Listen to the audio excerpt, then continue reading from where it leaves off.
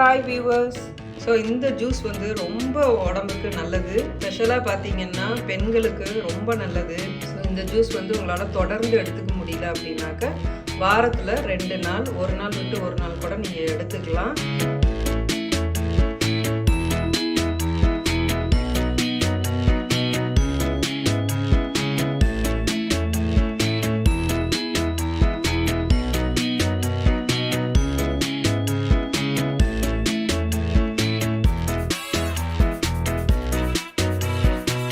Hi viewers, இன்றைக்கி செட்டிநாடு அம்மா கிச்சனில் ஒரு ஜூஸ் ஐட்டம் பார்க்க போகிறோம்.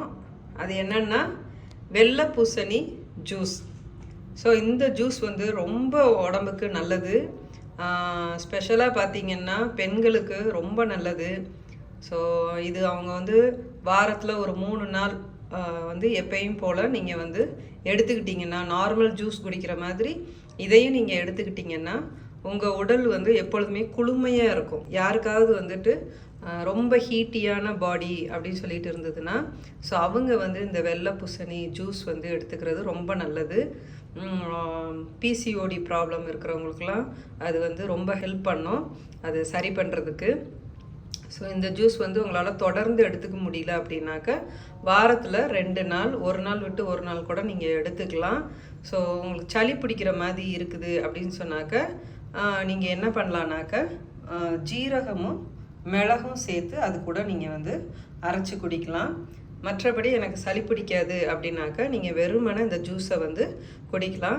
இது வந்து பார்த்திங்கன்னாக்கா நம்ம ஊர்லெலாம் நல்லா பெரிய சைஸாக இருக்கும். ஸோ நான் இருக்கிற இடத்துல இது மாதிரி சின்ன சைஸ் தான். ஸோ இதை வந்து நான் இதை எப்படி செய்ய போகிறேன்னு இப்போ உங்களுக்கு நான் காமிக்க போகிறேன். ஸோ இது பார்த்திங்கன்னா டெய்லி ஒரு 200 ml 200 to 250 ml வரையும் நீங்கள் வந்து குடிக்கலாம். ஸோ இதை முதல்ல நம்ம கட் பண்ணி எடுத்துக்குவோம்.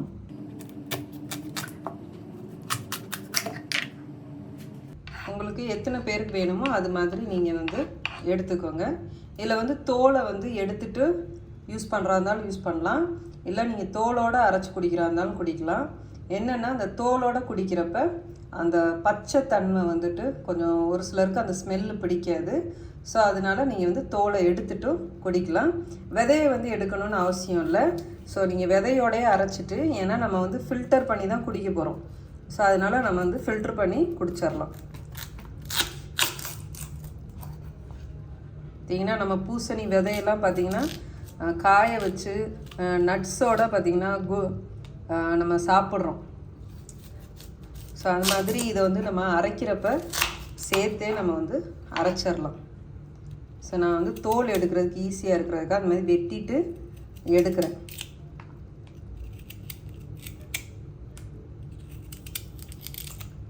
நான் சில நேரம் தோலோடையும் குடிப்பேன், சில நேரங்களில் தோல் இல்லாமையும் குடிப்பேன்.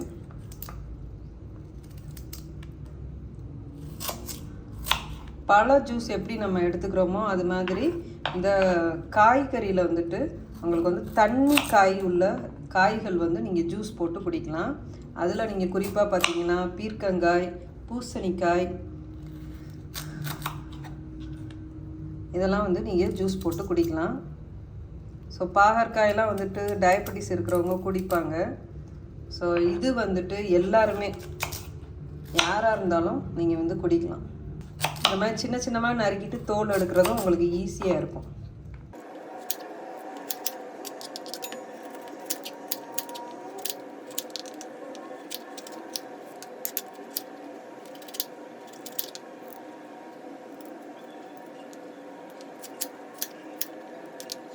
இப்போ இது எல்லாத்தையும் நம்ம வந்து வாஷ் பண்ணிக்கலாம்.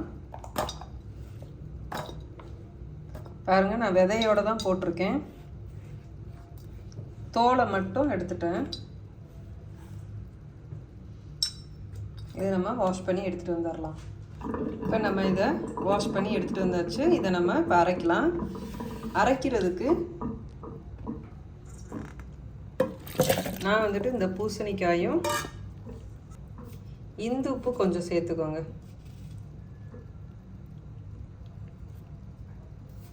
உங்களுக்கு சளி பிடிக்குன்னா 1 டீஸ்பூன் ஜீரகம்,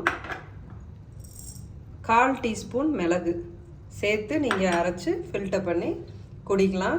இப்போ நான் வந்துட்டு இன்றைக்கி வெறும் பூசணிக்காய் இந்துப்பு மட்டும்தான் சேர்த்துருக்கேன். இதை நம்ம அரைச்சி எடுத்து வந்துடலாம்.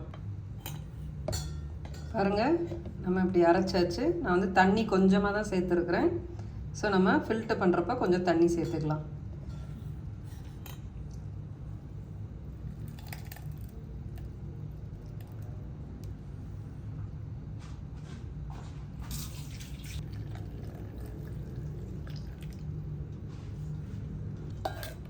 இதை நீங்கள் நல்லா ஃபில்டர் பண்ணிக்கோங்க.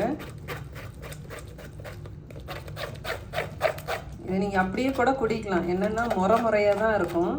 ஆனால் நான் விதையோடு அரைச்சதுனால நான் வந்து ஃபில்டர் பண்ணுறேன். இப்போ நீங்கள் விதை இல்லாமல் அரைச்சிங்கன்னா அப்படியே நீங்கள் குடிச்சிடலாம். ஃபில்டர் பண்ண தேவையே இல்லை. ஏன்னா அது அப்படியே பஞ்சு மாதிரி உங்களுக்கு வந்து முறையாக தான் இருக்கும். இப்போ நீங்கள் அப்படியே கூட குடிக்கலாம்.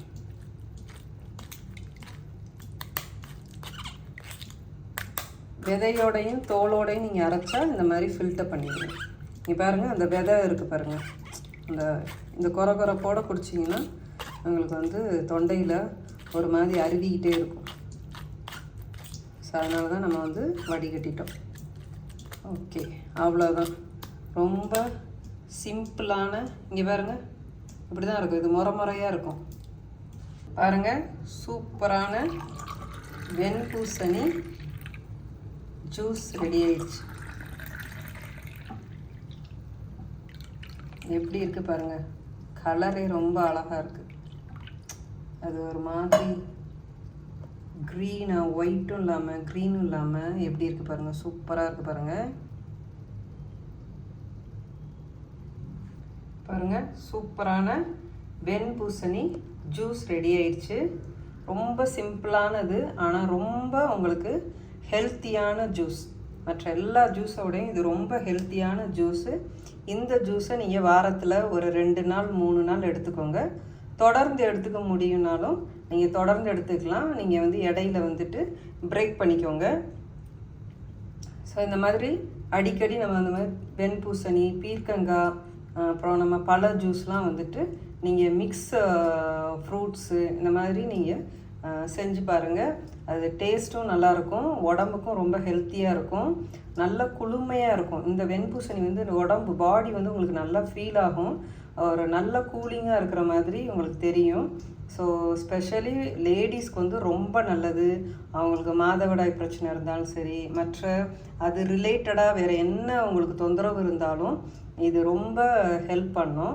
அதுமாரி ஸ்கின்ல எதுவும் ப்ராப்ளம் இருந்தது, அரிப்பு இருக்குதுன்னா கூட இது வந்து உங்களுக்கு ஹெல்ப் பண்ணும். என்னென்னா இந்த வெண்பூசணி வந்துட்டு உள்ளே இருக்கிற டாக்ஸிக்லாம் வெளியாக்கி விடும். ஸோ எல்லா காய்கறி பழத்துலையும் அதுக்குன்னு ஒரு சிறப்பான மருத்துவ குணம் இருக்குது. ஸோ இதுலேயும் ஸ்பெஷலாக பார்த்திங்கன்னா பெண்களுக்கு ரொம்ப ஏற்ற ஒரு வகையான இது ஜூஸு. இந்த வெண்பூசணி உங்களுக்கு எப்போ எல்லாம் கிடைக்குதோ எல்லா நாட்களும் வாங்கி நீங்கள் பயன்படுத்துங்க. இந்த மாதிரி ஜூஸாகவும் எடுத்துக்கோங்க. சமைச்சு சாப்பிட்றத விட இந்த மாதிரி ஃப்ரெஷ்ஷாக வெறும் வயிற்றுல இந்த மாதிரி ஜூஸ் எடுத்துக்கோங்க. ஸோ உங்களுக்கு ரொம்ப ஹெல்ப்பாக இருக்கும்.